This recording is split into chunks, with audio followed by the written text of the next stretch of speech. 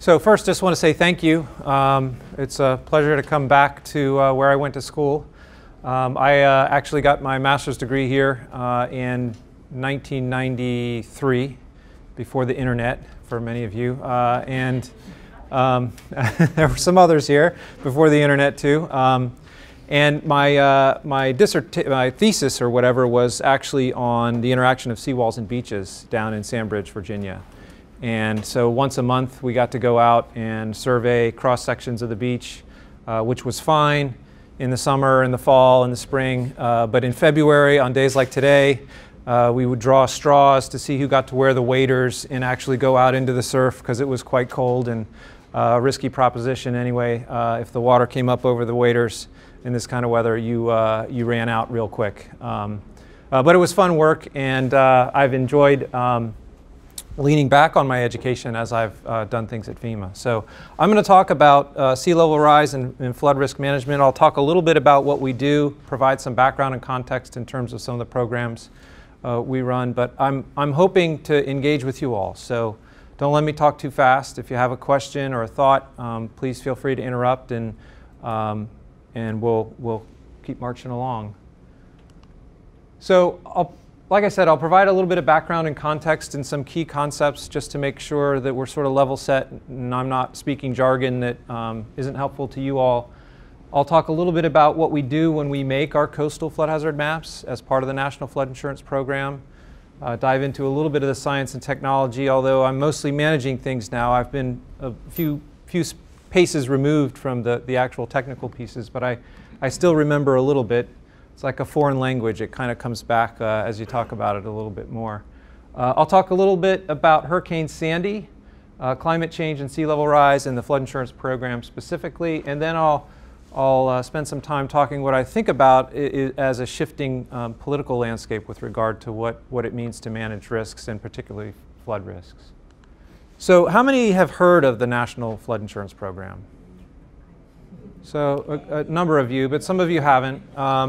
So the National Flood Insurance Program was created in the late 1960s, and it was created after a series of floods occurred, and homeowners insurance companies either went belly up or didn't pay claims as a result of these large floods. And so the federal government stepped in and said, we need to provide some sort of financial backstop for people who live in flood areas.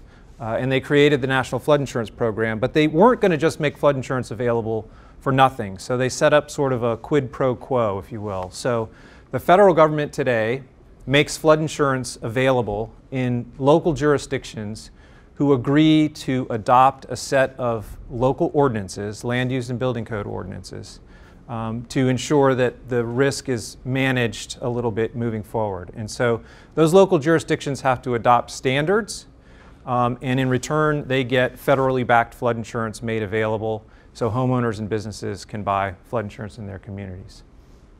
So the main components of the National Flood Insurance Program are these here outlined in this stool. There's a flood mapping component, which I'll talk a little bit about today. There's a floodplain management component oriented around those building standards and ordinances that need to be adopted. And then there's an insurance component. And the floodplain mapping actually serves both the floodplain management and insurance components. So when it comes to building codes and standards, the maps are used at a local level to drive decisions about flood risk management. And from an insurance perspective, the maps are used to set rates and administer the insurance arm of the National Flood Insurance Program. So importantly, they also decided in the 60s, late 60s, that the flood hazard that would be used as sort of the baseline for the program is what we call the 1% annual chance flood hazard, or the 100-year flood hazard. How many folks have heard 100-year floodplain or 100-year? A couple of you. So what we need to do as the mapping arm of of the National Flood Insurance Program is produce maps that show areas that have a 1% chance or greater of occurring in any given year. And I say or greater because when we calculate the statistics, we calculate the flood height that has a 1% chance of being equaled or exceeded in any given year. So what that means is that right at the edge of that floodplain boundary, there's a 1% chance But as you move down and deeper into the floodplain, the probability of flooding actually goes up. So it's not 1% all the way across the floodplain. It's only 1% at the edges, and the probabilities rise as you go toward the flooding source. Also, it's important to note that 100-year floodplain often gets misunderstood and miscommunicated. People think, well, the 100-year flood happened last year. I've got 99 years until the next one. Unfortunately, that's not the way statistics works. It's 1% every year. And so we've struggled actually a little bit to communicate what we really mean by this standard. So I talked a little bit about this already. The flood maps that we produce, they're developed based on hydraulic models, hydrologic calculations. They communicate flood hazard, not necessarily risk. They inform local floodplain management regulations. They determine insurance rates. They help set the standards in communities, and they change. And they change with for a lot of different reasons. So I like to say there's 3 reasons, but then if you dive deeper, there's a multitude of other reasons that cascade down from that. The 3 reasons the floodplain or the flood hazard might change. The first is because the science changes. We get better computers and better algorithms, more detailed analyses, and those can actually change the answers, regardless of whether or not there are any changes to rainfall patterns or the built environment. So the first is just simple changes in the methodologies that we use to calculate the flood hazard. The second is the climate information, right? Weather patterns. It's because the 1% annual chance flood is a statistical construct. If you go 10 years and it happens to be 10 normal years, you wouldn't expect anything to change. But if you go 10 years and it's particularly dry, then you would expect to see that 1% annual chance flood hazard go down, all else being equal. If it happens to be 10 particularly wet years, you would expect that flood elevation to go up a little bit. And so the weather patterns, for lack of a better description, also change with time and therefore change these hazards. And the third is just the built environment, right? So within riverine environments specifically, watersheds develop, bridges go in, bridges come out.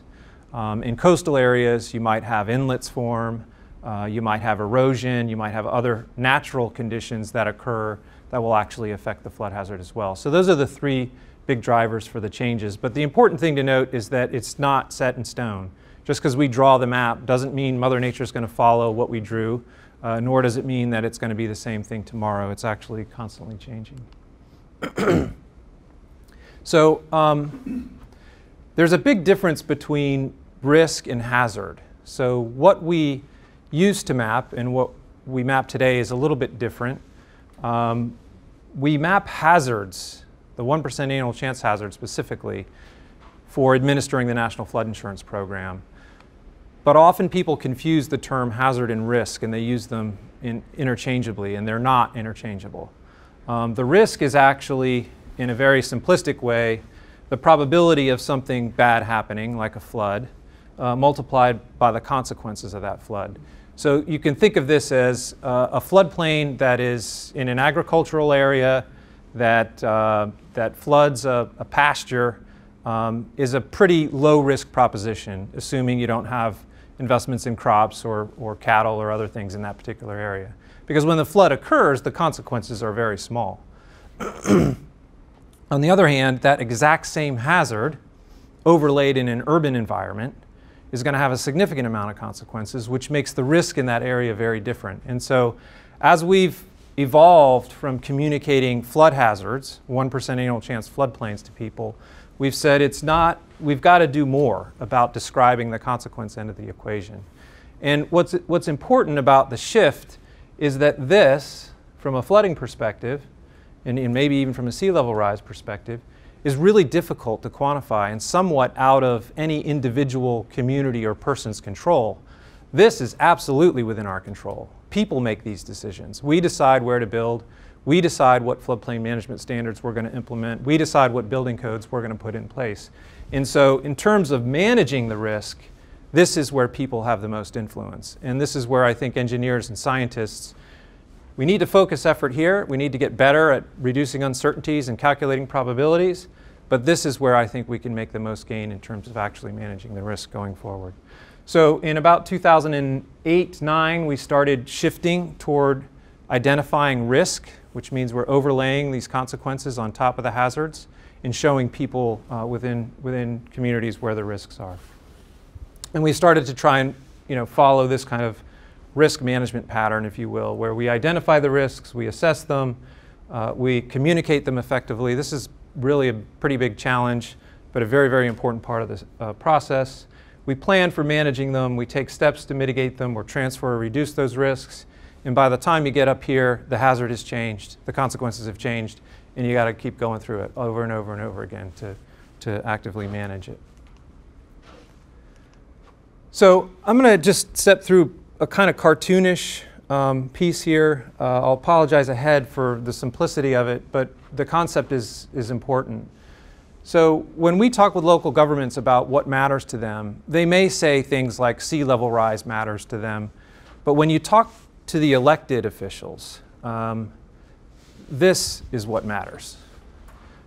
Many of them orient themselves around ensuring that there's an effective tax base in place so that their communities can continue to operate. And sometimes they're myopically focused on this and only this. They look at the income revenue and that's all they think about. What's important is that communities don't exist just to collect taxes. If you live in one that's just to collect taxes, you ought to consider finding another one because it's not just about taxes, right? In the collection of taxes. But in a simple way, this tax base feeds a community or a government. That community or government then produces products and services, not money-making products and services. Businesses do that. Governments actually produce products and services for their communities, whether they're libraries or healthcare or police or ambulances or whatever the case may be, roads and the like. All those products and services are aimed at ensuring that the community is actually healthy, economically sound, vibrant, and safe for their citizens, right?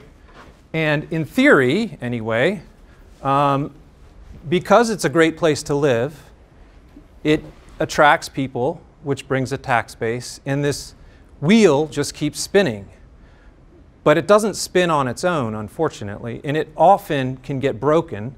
And being a part of FEMA, we see that all the time, which is to say that a disaster occurs, an earthquake, a flood, a hurricane, wildfire, whatever the case may be, which cripples the government.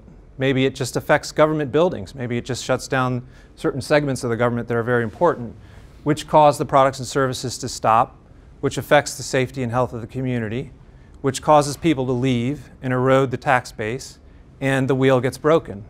In some cases, the tax base just starts to leave. There's no jobs, there's other reasons for people to start to leave the community, which then also interrupts the cycle. So what's important about this is that rather than managing the tax base, communities need to start thinking through what it means to manage this whole cycle. And sea level rise, particularly, is not a single event that's going to disrupt the cycle. It's going to grow and grow and grow and disrupt a little bit and a little bit. And it might not be apparent at first how it's affecting this cycle. But over time, if this cycle's not managed, insidious things, creeping kind of hazards and risks like sea level rise, will have an effect on the health and vibrancy of communities, and it will have ultimately an effect on tax bases, and the cycle will break. So we've been pushing communities to start thinking about this cycle and actively managing the risks associated with both the nodes and the arrows inside this. So when it comes to flood risk management, of which, of course, sea level rise is part of this, there's a few strategies that people employ. I've talked about a couple of them already. In coastal communities specifically, you can have building codes, you can have land use practices, you can have flood defenses. These are seawalls or beach nourishment projects or groins and jetties and other things to alleviate what I would call the probability side of the risk equation. These orient themselves around the consequences side, and so does this one.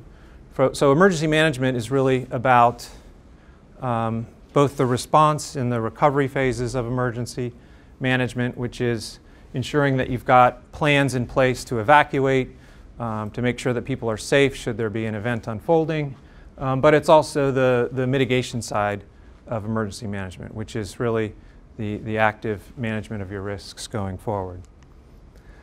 So you use these different strategies. You look at risks that often are intertwined. This one tends to get a lot of press and will generally suck the oxygen out of the room, and these other two struggle to make their way in, but they're all related, right? You might be able to mitigate an economic risk, but it could come at the expense of an environmental risk, or vice versa. And you might have social and cultural risks that could actually have economic effects if you're not careful about managing across all these different accounts. So you identify, analyze, communicate, have a vision, plan for managing these risks, and then there are really three ways to deal with the risk once you've identified it and you understand it a little bit better. The first thing to do may be to reduce it if you have resources, political will, and other things to actually take steps to reduce those risks. You can transfer it. This is done at least transparently through the purchase of insurance as an example. Or you can accept it. And this last one is sometimes the hardest one. Local governments may say, well, I'm accepting the risk. I understand what could happen, but I'm going to rely on the federal government to come in and help me out. Well, in my mind, that's not accepting the risk. That's accepting the risk on behalf of the federal government, but it's not accepting the risk for your community or your business. And so once you've got the risks identified, these are the mechanisms through which to kind of manage those risks. So that's just background and context. There's differences between risks and hazards. It's important to understand that actively managing those risks is not just looking at a specific slice, but looking at that entire cycle. Now I'm going to dive a little bit into coastal flood maps. We make a lot of coastal flood maps. In fact, over the last couple of years, we've invested a little bit over $150 million in updating coastal flood hazard maps across the country. Eastern Seaboard, Gulf of Mexico, parts of Alaska, Hawaii, the entire Pacific coast, and including coastal communities up and along the Great Lakes. So there's a lot of active work right now in understanding the probability side of that flood hazard equation, and it's ongoing today. Some statistics over on the right. We've initiated studies in all these different areas. 45% of them have gone preliminary. This means that we've actually issued flood hazard maps in draft format out to local governments for their review. 14 of them have gone effective. This means that they're actually being used locally for floodplain management and used for insurance. And about 84% of them have been fully funded. We still need to add some funding to some of them to keep them moving. This is a really bad picture, but I'll step through it. It's an example of a coastal flood hazard map, and I'll point out a couple of things for you. Obviously, this is an island here. There's an aerial image up underneath it. This white strip you can see is sort of the beach and some of the dune areas. We identify what we call coastal high hazard areas. These are V zones. So you'll see zone VE. This means that the waves in this area are 3 feet or greater. Could be 5, could be 6, could be even higher in some cases. Underneath the zone, you'll see an elevation 15. That's the height of the 1% annual chance flood hazard, which includes that wave component. So as you move inshore, what you'll see is that the elevations start to drop. Here's 14, but it's still a V zone. It's still a coastal high hazard area, significant wave effects. You go to VE 13, lose another foot, but still lots of wave energy. As you move further inland, you go into this AE zone. There are still waves in these AE zones, but they're less than 3 feet. And then you see a dashed line here, which is what we call the limit of moderate wave action. So inside this area, the waves are less than 18 inches. But the entirety of the island is a floodplain. and the elevations are posted to give people an idea of how high to build. In V zones, the minimum requirements for communities is that they build on pile foundations or they build with breakaway walls to allow the wave energy to pass underneath. In A zones, they can use solid type foundations as long as they're vented. But the first living floor has to be above the elevations shown on the map. And so communities that participate in the National Flood Insurance Program get products like this. They're required to adopt local building code ordinances to keep the risks to a minimum for new construction.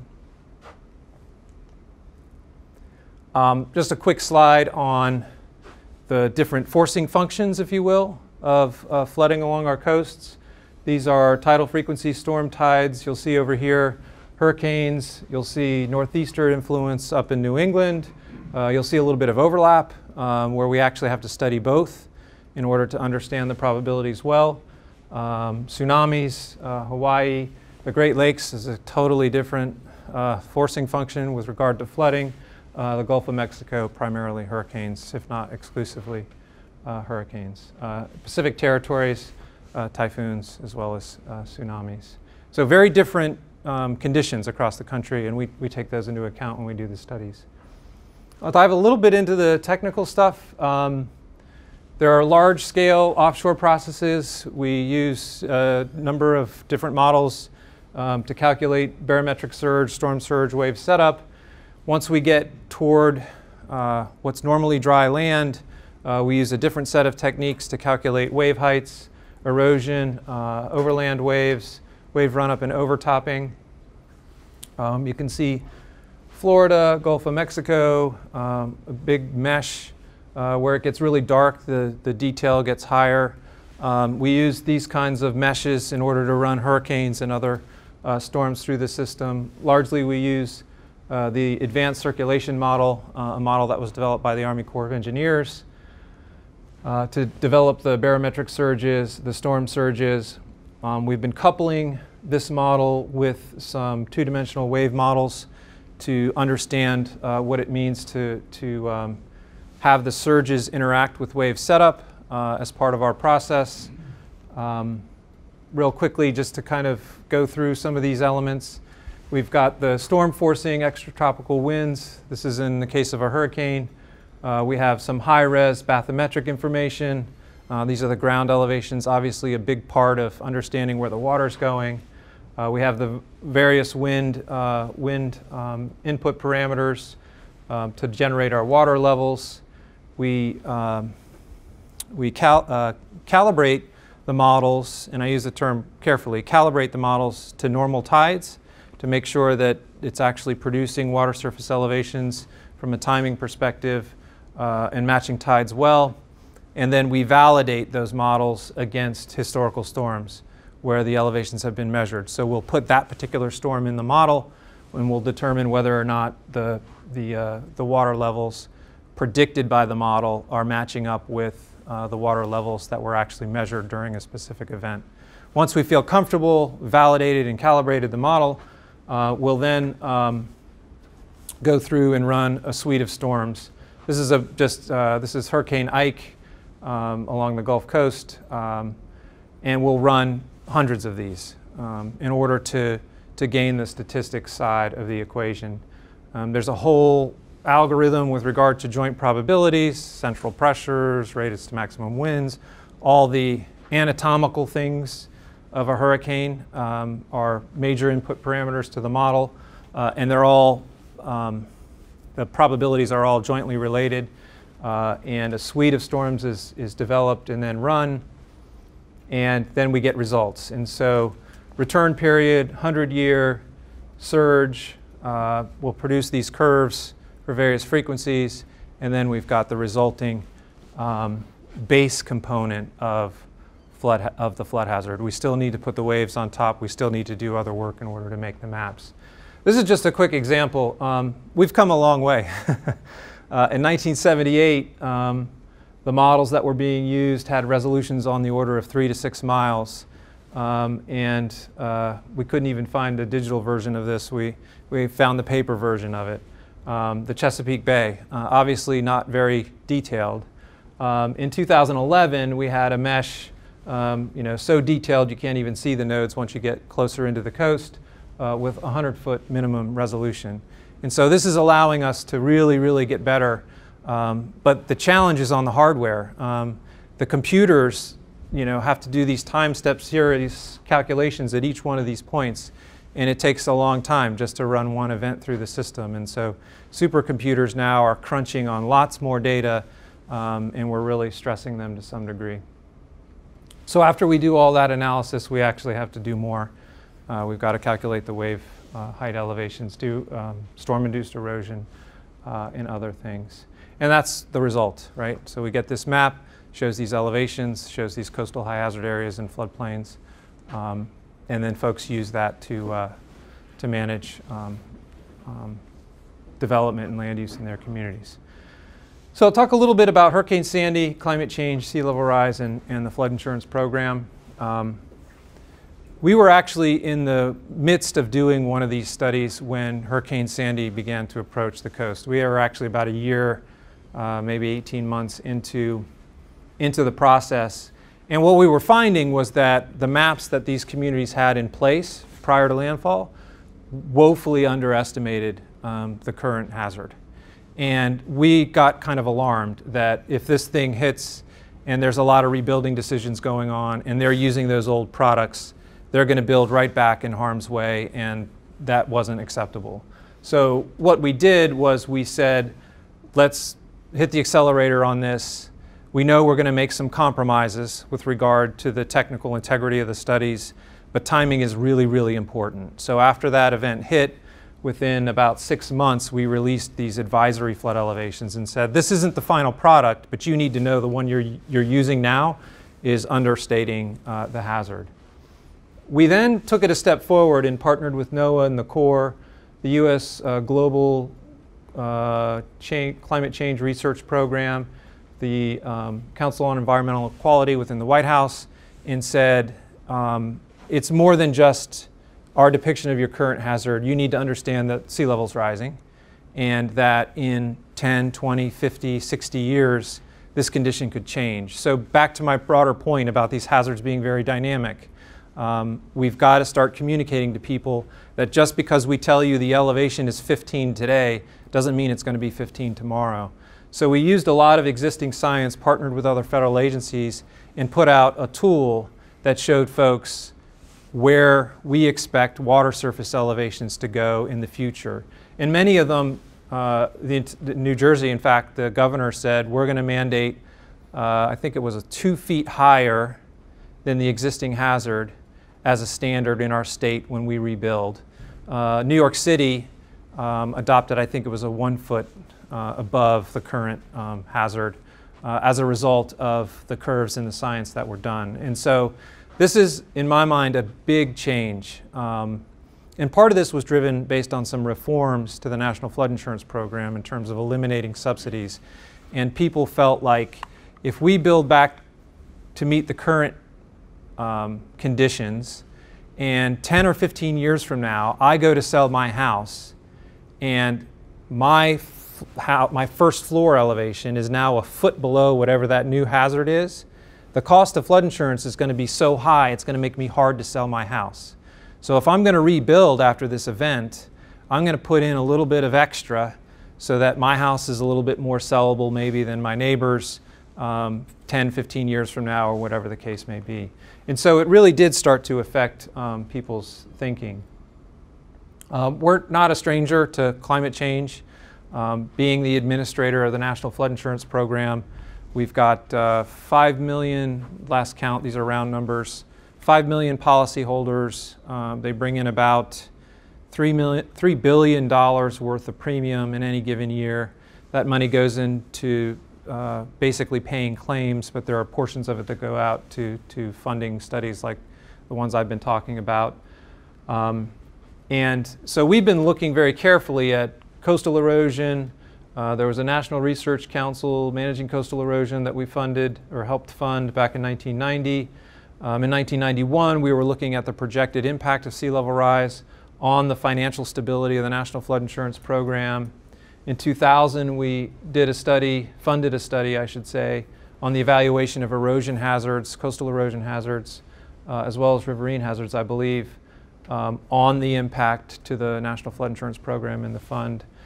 There was a GAO report about climate change and financial risks to the federal government. And then this most recent report, which I'll talk about, was one where we again looked at the impacts of climate change on the National Flood Insurance Program. So we funded an independent study. It was released in June of 2013.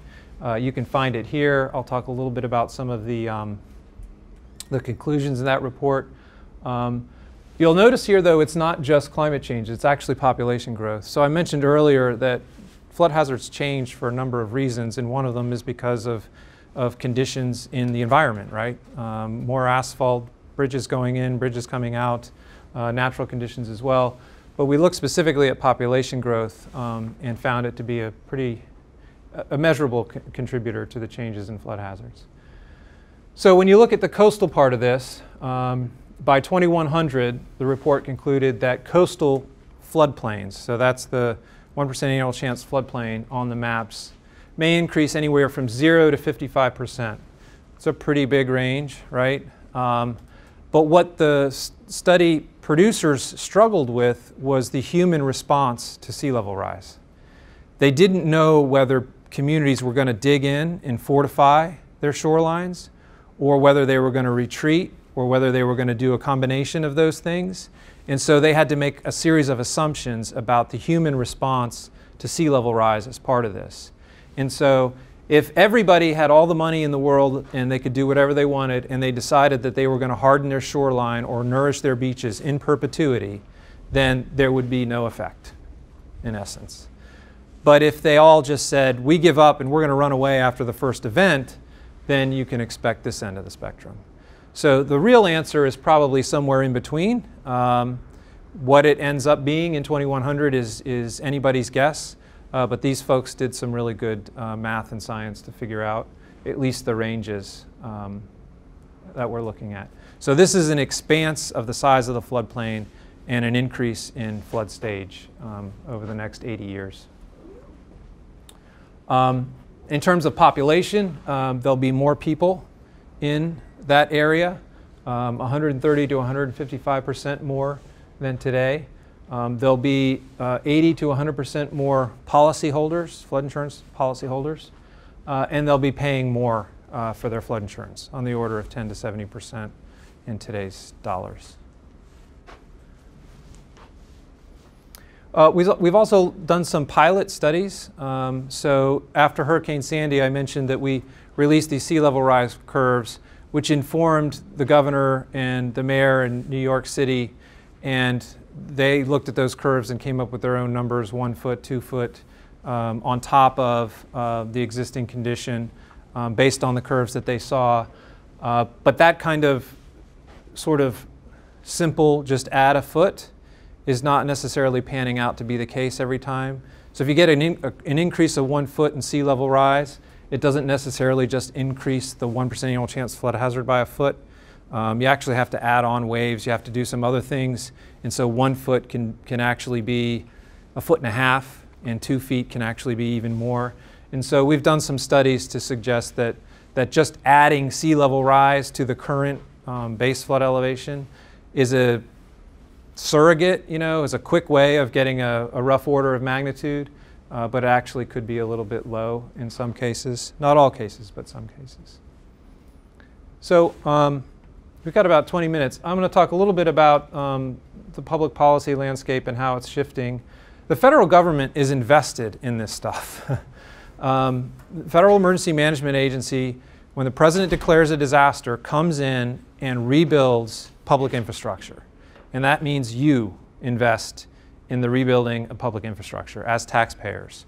When the president declares it a disaster, funds are made available to fix roads, to fix libraries, to fix City Hall, to fix public infrastructure. The terminals in New York City, roads, you name it.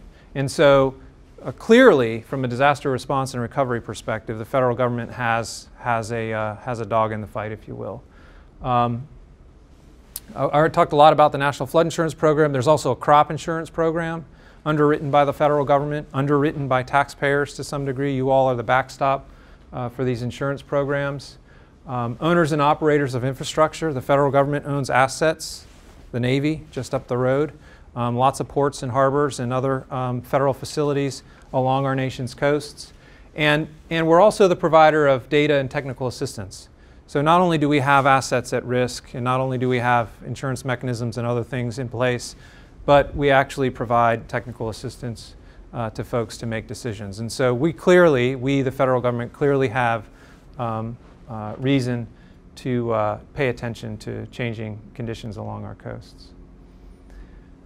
Congress recognizes this. In 2012, they passed a reform to the National Flood Insurance Program, which said we are going to start to eliminate subsidies. So when we sell a flood insurance policy, about 80% of them are they're actuarially written, which means that we're collecting enough premium to pay claim, on average over the life of a policy, group of policies, I should say.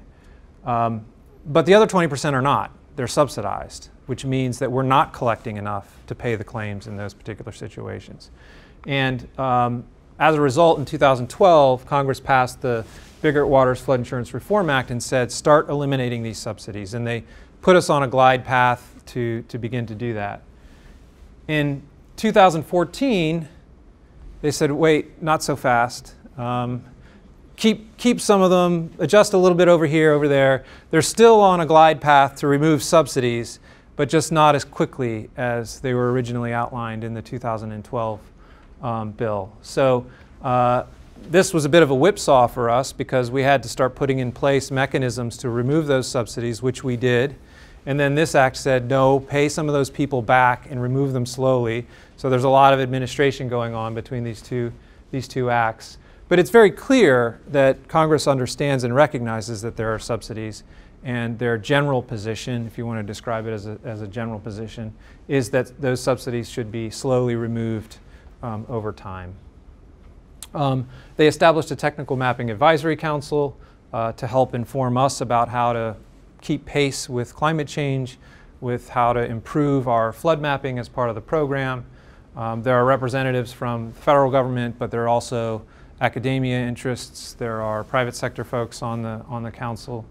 And they've actually called out coastal mapping specifically in the legislation and asked that this group look at it. For those of you, I don't know, I'm sure all of you just wait for executive orders to come out, right? And you're just hanging out, waiting for those to come. Have any of you heard of the Executive Order 13690, which establishes the Federal Flood Risk Management Standard? A couple of you. Yeah, it came out, I don't know if there's a date on any of these. It came out a couple of, maybe the draft in end of January, a couple of weeks ago. You can find it here.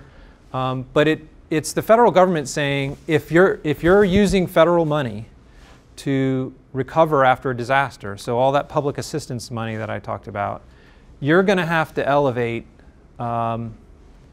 2 to 3 feet above that base standard.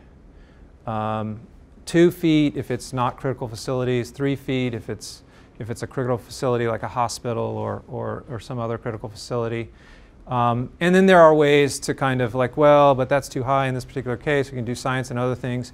But don't miss the major premise here, which is start preparing for these hazards to get worse in the future, not better. And if you're going to be using federal dollars, we're going to mandate that you go higher. There's a lot of process that has to occur before this actually gets implemented.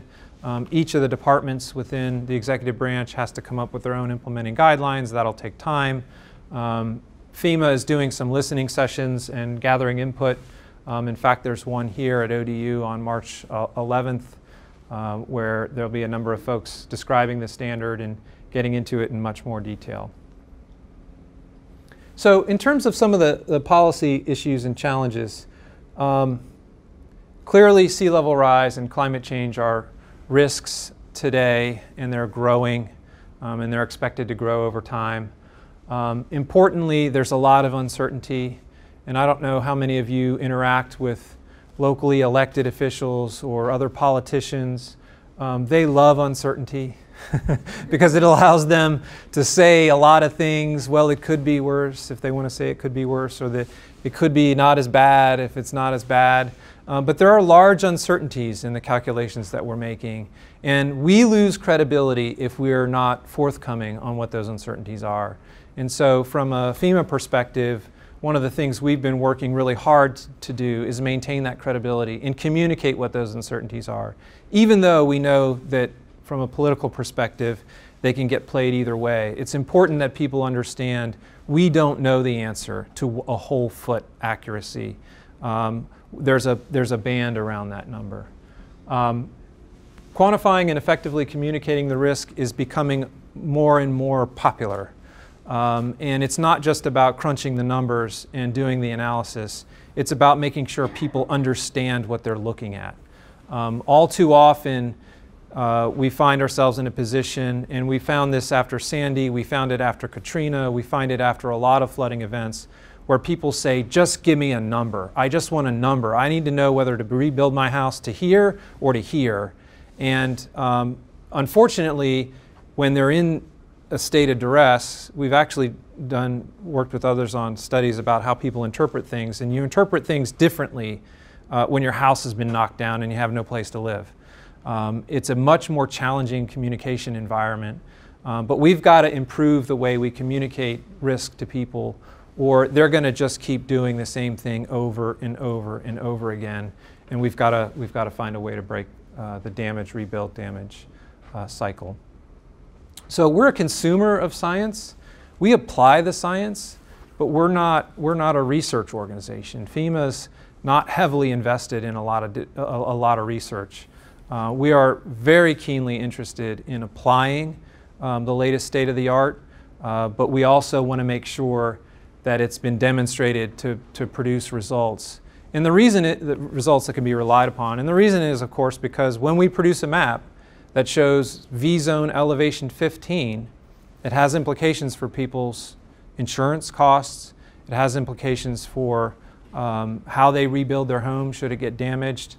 So it has very real implications. And so we don't experiment in the regulatory environment. We actually apply science that's been proven over time. So with that, I'm just going to leave you with this Venn diagram.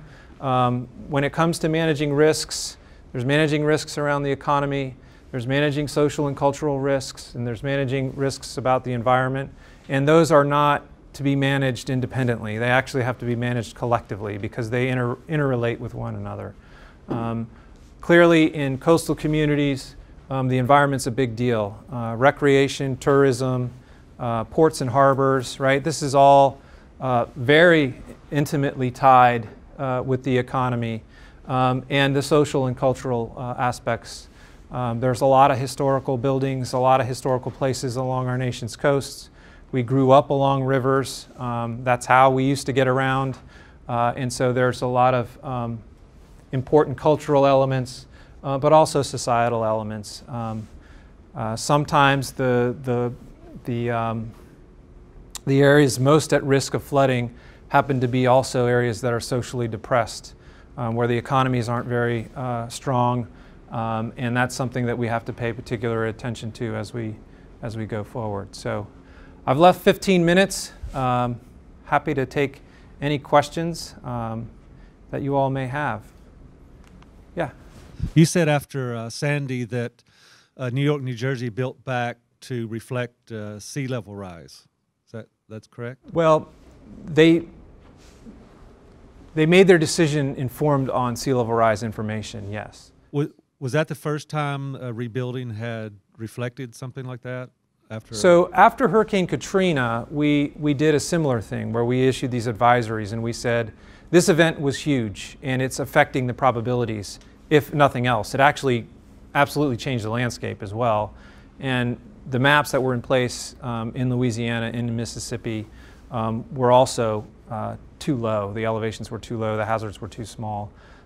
We issued these advisories and they adopted the advisories and in some cases went up.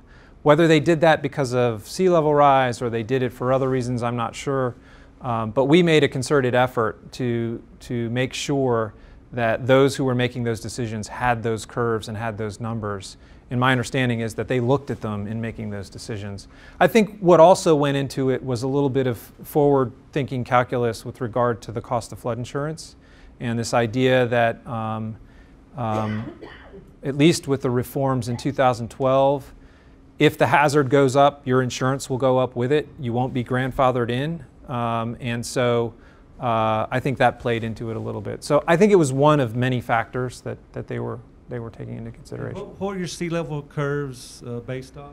So we used the ICC, the climate change panels curves, and the Army Corps had a tool to take into account local changes due to the geology and other things, subsidence and things, and so they added some value to those curves, and they used basically the IPCC curves. Final question: the flood risk management standard that you just right. made, this coming. Yep. That's based on those curves also. It was informed by those curves, but it applies to the interior of the country as well, and the science there is not as far along.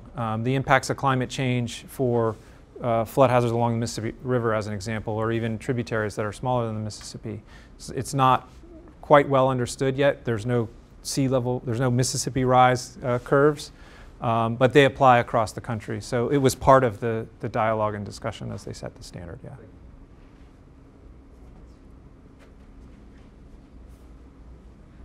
Is flood insurance for businesses as well as residents? And could you tell me about any differences? Yeah, so the coverage limits are different.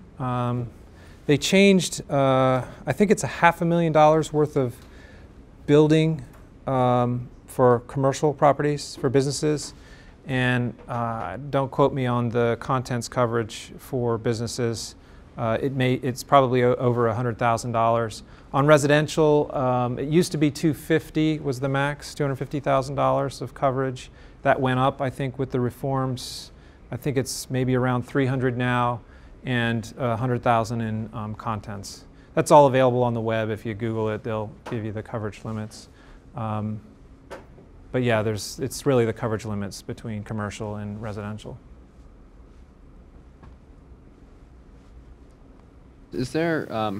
Are there actionable sea level rise maps that are going to be part of the mapping updates under the NFIP? And also, is there any discussion about erosion maps and the need for those? Two good questions. So I'll address the last one first. With the reforms in 2012, Congress asked us to look at that coastal erosion as well as sea level rise. So that council that stood up will be hopefully providing us with good recommendations on how to handle that. There was no directive necessarily to include those kinds of perils in computing actuarial rates or for floodplain management necessarily. They just directed us to start thinking of ways to communicate those hazards to the public. And your first question was around the sea level rise curves. Right, and so kind of actionable maps that right. are used as part of the... So we'll continue to work with NOAA and the Army Corps and others to make sure that as part of our map update cycle, we communicate the reality of sea level rise to coastal communities. The important thing to know, though, is that we don't forward project in the mapping that we do. The reason for that, and you may think to yourself, well, why wouldn't you? I mean, for goodness sake, if somebody's going to manage their risk, I like to use the old Wayne Gretzky, you don't skate to where the puck is, you skate to where it's going to be, right? So if you know sea level is rising, then you should probably be looking forward and looking ahead and going to where that is. So why would your minimum standards be based on the current hazard? And it's a great and very valid point. In the olden days, in the early 70s and late 60s, they actually had two sets of maps. One set of maps was used for floodplain management, and another set of maps was used for rating flood insurance. The problem was that those maps didn't always align, And it was confusing homeowners, and it was confusing lenders, and it was confusing local building code officials. And they said, just bring these together. And so the maps came together, and now the maps are used for both insurance and floodplain management. The challenging part is that if we were to actually include sea level rise, say we were to project out 50 years or 100, or somebody smart came up with some kind of time frame to use, it would have an effect on the insurance rates. And people don't want to pay for tomorrow's risk. They want to pay for today's risk. They don't know they're going to live in their house for the next 100 years or 50 years. They just want to pay today's rate based on today's hazard and today's risk. And so while Congress has asked us to look at this, and we're going to continue to engage other federal agencies in sharing the information as we roll out products, there hasn't been a battle cry to include it because of the insurance implications. Yeah.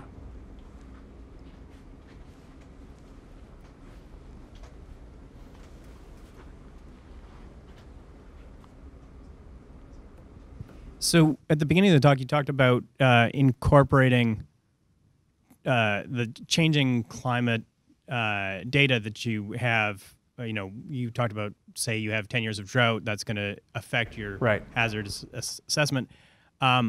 Which made me wonder, what's the time frame in which that data is collected? Like, are you on a kind of a rolling 30-year cycle, or are you on a just gradually accreting data, so it's the historical record, or how do you handle that in the context especially of changing climate? Yes, that's a great question. And I'll answer it from the legal perspective. So we are authorized. For those of you who know, authorization just means that someone authorizes us to do this, to update the maps on a 5-year cycle. The appropriations, which is the money to do that, doesn't always follow. And so some of the products are older. In fact, the inventory that we maintain is about 1.1 million miles of studied flooding source. This is rivers, lakes, streams, and coastline. And about half of it does not meet current technical or currency standards. So when that mile of studied flooding source becomes 5 years old, it's time to get a look at it. And so half of our inventory is either beyond that 5-year date, or it's known not to meet current flooding conditions. And so we try and keep pace. In fact, the President's budget in FY16 essentially doubled what we had requested in 2015, recognizing the importance of keeping pace with the changing conditions. It has guidelines to relocate homes from the coastal areas for people who are interested in detaching a given home from the footing and then load it up on a giant truck and move it away from there. Who covers the cost of that kind of relocation? Is NFIP giving any encouragement to do that? Or does FEMA have any kind of programs that cover the cost of it? Or is the homeowner supposed to cover the cost of it? And if it's the homeowner, what percentage of homeowners would put thousands of dollars to do something like that? I cannot answer the last question. I don't know how many people would actually do it, but people have done it. In fact, entire towns have been relocated in some cases. Not often, but it has been known to happen. There is a grant program. So I mentioned the public assistance program that comes in after a disaster when it's been presidentially declared, and will pay to put in public infrastructure. There's an individual assistance program that doesn't pay for what you're describing, but pays for temporary living conditions, food and shelter, just to make sure people who don't have a home anymore have some assistance and subsistence in order to make it through. The flood insurance program pays policyholders, people who have actual policies, then will pay the claim.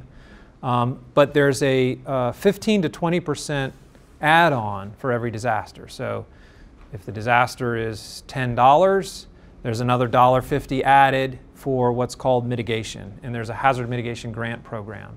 And that program runs through the state, and the state uses those funds and works with local governments and others to make decisions about how to apply those grants. And sometimes those grants go toward relocations.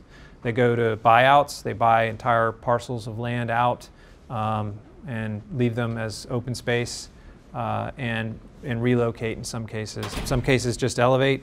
Our building sciences group actually produces a number of documents that talk about stronger foundations, wind, flood, earthquake, and relocation. So you probably looked at one of our guides there. Yeah.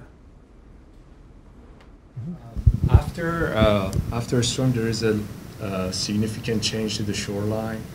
So, and you have to update your flood maps based on the change. So, do you rely on surveys from the Corps, or who initiates that, and how often does it happen? Yeah. So. Yeah, there are changes along. There are natural changes, right, which would be storm erosion from a very specific event.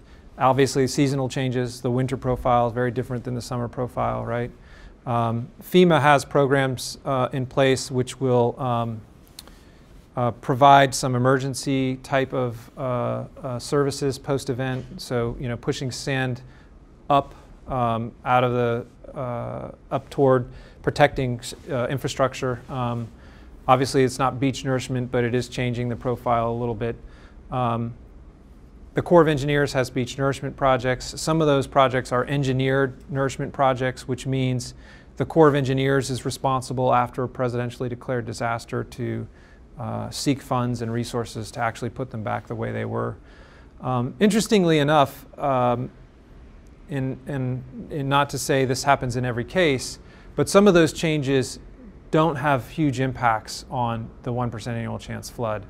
The storm surges are high enough that, if you lose a foot or two of sand, it's not going to have a huge impact on particularly the inland wave portion of the calculations. There may be some effects that you can see right on the shoreline, but often those are where people lay their towels. They're not rebuilding homes and other things in those areas. And so the temporary change is not something we don't track it that closely from a temporal perspective, but rather we try and look long term. So if the Corps is going to put the sand back and we had pre-event conditions and the post-nourishment area will look like it did before eventually, then we won't actually go through the map update process to reflect the changes. But they are real in some cases, and we have to update the maps to reflect it. After Hurricane Katrina, yeah. same story? Or? Yeah, so we did use post-event LiDAR data after Hurricane Katrina. The big piece there, though, was that they lost, in New Orleans, they lost their levees. I mean, it wasn't so much the beach, it was the flood control infrastructure in the city.